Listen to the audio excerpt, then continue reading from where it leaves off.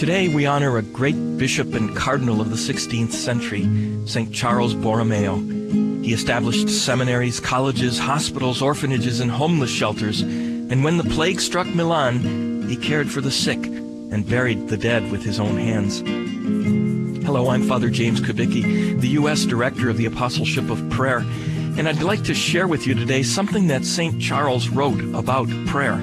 It's helpful advice about how to prevent distractions in prayer and how to deal with them when they come. He wrote, "Someone complains that as soon as he comes into church to pray or for Mass, 1,000 thoughts fill his mind and distract him from God.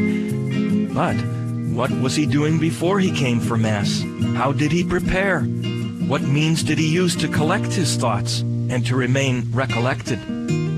Would you like me to teach you how to grow from virtue to virtue, and how, if you are already recollected at prayer, you can be even more attentive next time, and so give God more pleasing worship? Listen, and I will tell you. If a tiny spark of God's love already burns within you, do not expose it to the wind, for it may get blown out. Keep the stove tightly shut so that it will not lose its heat and grow cold.